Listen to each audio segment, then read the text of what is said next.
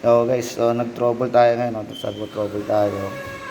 Bali, ang problema nila is yung neutral nila 390 volts din. So yung control nila is 220 lang. So hindi mo obra, hindi siya mag-on. So eto makita ko sa inyo guys. Ito yung oven, yan. Laking oven yan. 3-phase na oven. Parang 9 cubic feet na ano to na rep ang laki pero mas malapad. So ito yung supply niya guys, line. Yan, may contactor siya. So ang ginawa ko para makita ko lang na gumagana na okay siya. So yung 220 kasi is wala talaga no. So kinuha ko lang yung supply para sa board. Yan, kinuha ko 'tong supply para sa board. Tsaka sa contactor yan. So ngayon saksak ko to siya. So, saksak ko lang para makita nyo. Yan, ganyan yung contactor kung gagana. Diba? Nag-on siya yung contactor. So, yan. Yan siya. Nag-on siya. So, ngayon ito siya. Yan, nag-on. So, nagkaroon siya ng ano. So, ibig sabihin, yung supply niya, yan, nag-on yung mga ano, SSR. So, okay yung SSR. Nag-on na siya. Karoon na system. Yan. Unang-una, tinrouble ko dyan, guys. Is yung ano, tinester ko muna yung supply nila doon sa outlet. Yan. Kasi ito isa-isa. Yung neutral nila, inalis ko kasi ito, neutral, 390 volts, no? Hindi naman po pwedeng 390 yung maging supply niya kasi 240 lang to. 220, yan, 220 hanggang 240 volts lang tong contactor. And then, yung grounding naman, yung grounding na to, unstable yung, ano niya, hindi tayo pwede mag-connect dyan basta-basta.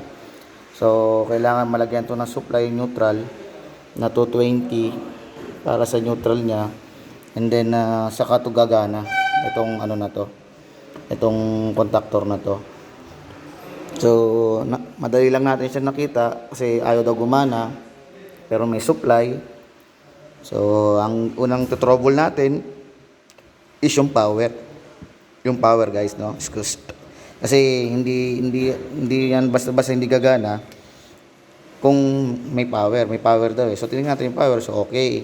So yung neutral, doon tayo nagkaroon ng problema na meron siyang 390 volts dito. So tinanggal ko na to para di makakuryente. Yan, may breaker siya rito sa gilid, no? So basic lang, yun yung ano natin. So titingnan ko ngayon yung ano, yung doon sa bus bar sa kinabitan ng transformer. Samahan niyo ako guys. Ayan. So ito yung control room nila. So ito yung control room. So titingnan natin. Wala talaga po silang neutral, no? Ayan, walang neutral talaga dito. Ito galing to sa main line, feeder line to. Feeder line, ito isa grounding yan. Grounding to eh. Grounding. So walang ibang galing sa labas na neutral. Ito papunta tong ano, step up to transformer eh. Yan. May 10 kVA sila diyan. Ito yung papunta sa taas. Up down. So wala sila talagang neutral. So line to line lang sila and grounding. Meaning to say, hindi sila nagpakabit ng neutral. Kaya wala silang 220 na pang ano sa neutral. Ang gagawin dyan, lalatagan na panibagong 220 ron sa panel doon. Kailangan natin ng may 220 tayo ron para paandar natin ang tuluyan yung yung oven sir. Opo. So yun ang kailangan natin, supplyan yun ng 220. So kita nyo naman sir, nilagay ko sa outlet, gumana siya. So yun lang sir gagawin natin. Titingnan ko muna yung rating nung heater, yung heater natin, heating element, kung anong voltahe nun. So doon tayo magdedepende kung anong i-set up natin doon na outlet.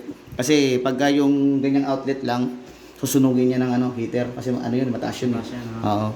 So kailangan natin medyo mataas na plug na 220 na mga 16 amps pwede yan diyan. Yung mga industrial socket din sir, kulay blue. So yan, wala tayong nakitang neutral dito. Magpapalagay tayo ng panibagong outlet. So trouble ulit natin dito. Balikan ko kayo guys mamaya ulit, no? Medyo pinagpawisan tayo sa mainit. Yan. So check ko muna yung ng oven, kung ano yung ng ito to. Ito siya. Yan.